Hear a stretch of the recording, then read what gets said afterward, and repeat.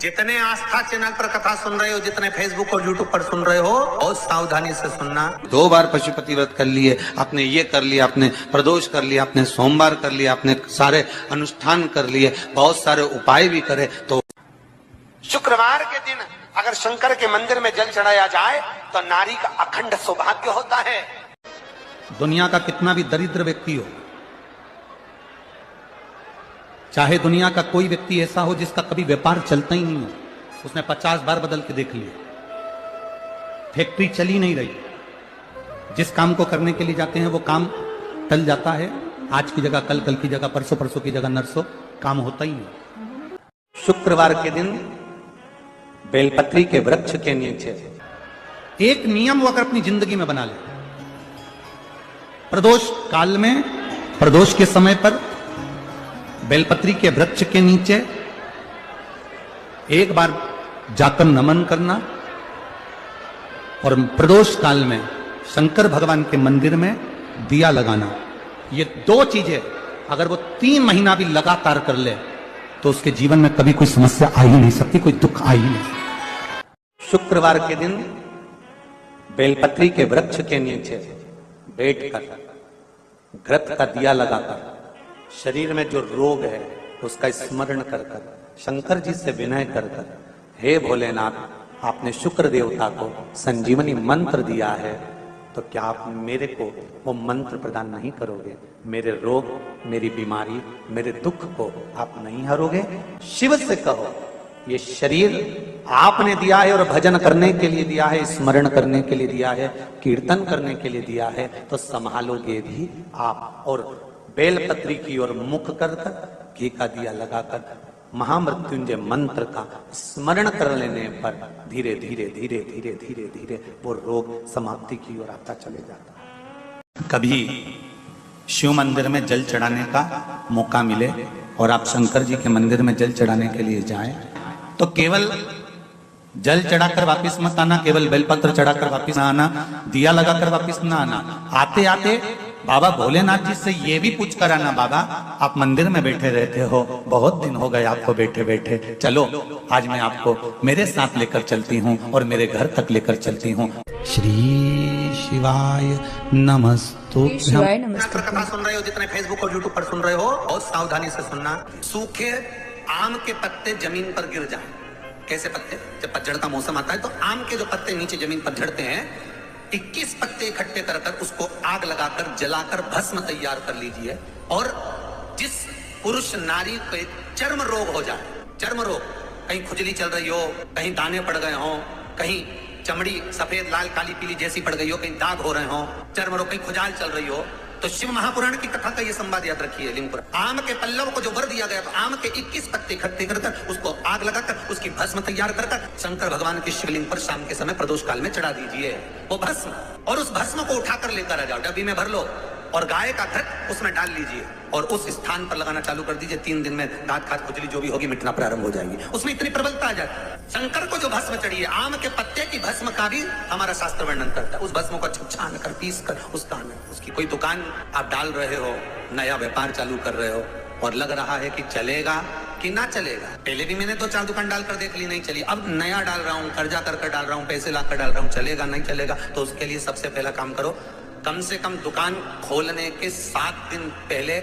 आम के पत्ते की बंदरवाल बांधो। दुकान का मुहूर्त होने के 7 दिन पहले आम के पत्ते की बंदरवाल बांधो और कहीं आम के पत्ते की भस्म मिल जाए, वही भस्म जो आम के पत्ते 21 उठाए, सूखे वाले, अलग से तोड़ के मत सुखाना, जो पत्ते नीचे गिरे हों उसको उठाकर सुखाकर, सूखा हुआ जो पत्ता हो उसको जलाकर उसकी भस्म बनाकर उसमें थोड़ा सा चंदन मिलाकर और उसी से सम्मुख में जहां 7 दिन पहले तुमने बंदरबल बांधी है, दुकान खोलने वाले दिन उसी आम के पल्लव की भस्म जो शिव पर चढ़ी थी उसी में चंदन मिला हुआ वो एक स्वस्तिक का निर्माण कर दो। फिर आप अंदर कोई पूजन करो ना करो, आपने कोई अनुष्ठान करा ना करा, यज्ञ पूजन करी ना करी, अगर आप प्रवेश भी कर गए, इतना आपके पास धन नहीं था और आप प्रवेश भी कर गए, तो भी घाटे में नहीं जाओगे, व्यापार उन्नति की ओर ही बढ़ेगा, व्यापार बढ़ेगा। उसमें आम के पल्लव में अगर कामदेव छुप कर भस्म होते हैं तो शंकर मेरे आम के पल्लव को भी वर प्रदान कर देते, आम के पल्लव को भी शिव बनते। हम तो कहते कभी कभी प्रयास करा करो कि अगर दुकान नहीं चल रही है, आप प्रैक्टिकल करके देखना कि विष्णु पुराण का ये प्रैक्टिकल गलत तो नहीं है, प्रैक्टिकल करिए। अगर आपकी दुकान नहीं चल रही है, बहुत धीरे धीरे चल रही दुकान नहीं चल रही, तो जिस दिन तुम्हारी दुकान ना चले, एक पान के पत्ते पर मक्खन दो और मक्खन को दुकान में रख दो, और मक्खन को दुकान में रखकर लक्ष्मी जी का, अष्ट लक्ष्मियों का नाम ले लो और लेकर उस मक्खन को वहीं दुकान में रखने के बाद दूसरे दिन उस मक्खन को उठाकर कहीं पानी में विसर्जन कर दो, दुकान धड़ाके से चलना चालू हो जाए। प्रैक्टिकल करने में क्या जाता है? और हम तो कहते प्रैक्टिकल करते रहना चाहिए, जरूरी है। एक महाराज प्रवचन में कह रहे थे शराब नहीं पीना चाहिए, शराब पीने वाला व्यक्ति गटर में पड़ा होता है, नाली में पड़ा होता है, मत पियो, ये गंदा नाली का पानी है। उसी में एक महाराज का पहचान वाला बैठा था, उठ के खड़ा हो गया, ओ महाराज तो इतनी बड़ी बात कह रहा, तेरा सगा भाई पी के तो गटर में पड़ा, तू हमको ज्ञान दे रहा, अपने भाई को क्यों नहीं देता? महाराज जी ने कहा भैया देख, मैं भी प्रवचन दे रहा हूँ, मेरा भाई भी प्रवचन दे रहा है, अंतर केवल इतना है मैं मुंह से समझा रहा हूँ, मेरा भाई प्रैक्टिकल करके दिखा रहा है, मन तेरा है, समझना तुझको, तू कैसे समझेगा ये तेरे ऊपर। या तो प्रवचन से समझ जा कि पीने वाला व्यक्ति गटर में पड़ा होता है, नाली में पड़ा होता है, या फिर देखकर समझ जा कि मेरा भाई बड़ा है तो तू भी मत पी। क्यों गलत काम? प्रैक्टिकल जरूर करो। सियोर वाला महाराज कहीं झूठ तो नहीं बोल रहा है। विष्णु पुराण का लेख हमें ज्ञात होना चाहिए कि उसमें लिखा है तो कैसा है। बेटा बेटी का संबंध करने जा रहे हैं पर हो ही नहीं रहा।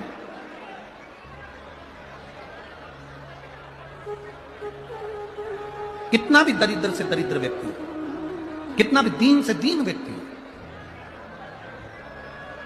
एक नियम वो अगर अपनी जिंदगी में बना ले, प्रदोष काल में, प्रदोष के समय पर बेलपत्री के वृक्ष के नीचे एक बार जाकर नमन करना, और प्रदोष काल में शंकर भगवान के मंदिर में दिया लगाना, ये दो चीजें अगर वो 3 महीना भी लगातार कर ले तो उसके जीवन में कभी कोई समस्या आ ही नहीं सकती, कोई दुख आ ही नहीं सकता।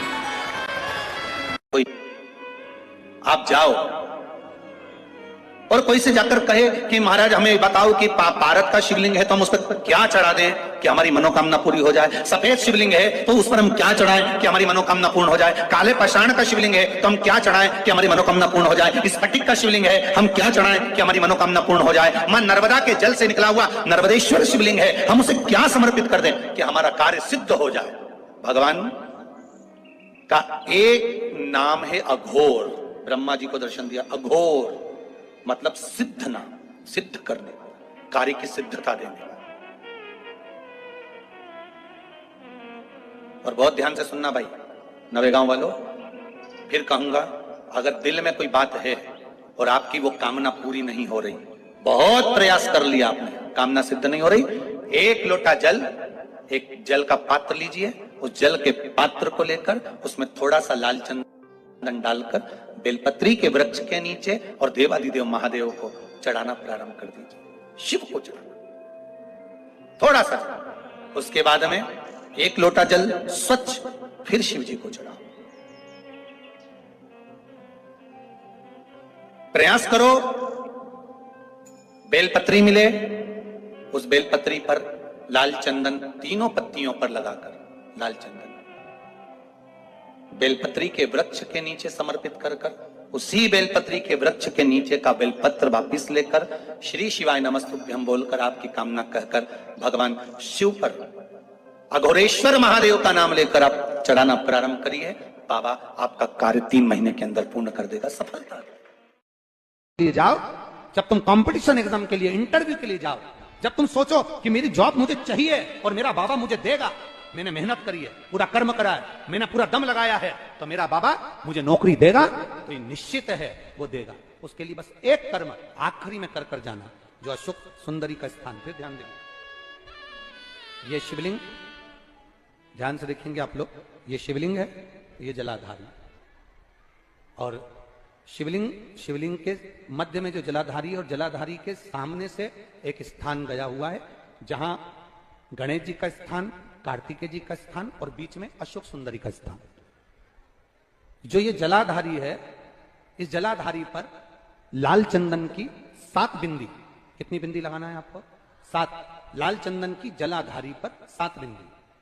अशोक सुंदरी का जो स्थान है वहां पर केवल पीले चंदन की 5 बिंदी। कितनी लगाना है? 5 बिंदी। और 5 बेलपत्र, केवल 5 बेलपत्र शंकर भगवान के शिवलिंग पर, परंतु उसके चढ़ाने का तरीका 5 बेलपत्र का अलग रहेगा।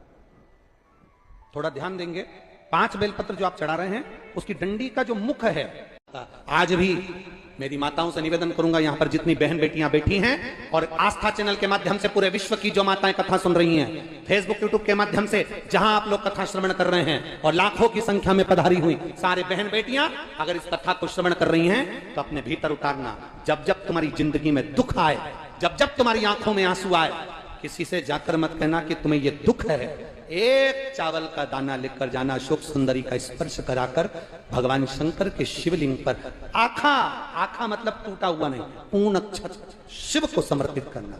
ज्यादा से ज्यादा 8 दिन 15 दिन 20 दिन बाबा को चढ़ा कर देखना, तेरी आंख में आंसू नहीं रहने देगा मेरा भोलेनाथ, ये निश्चित।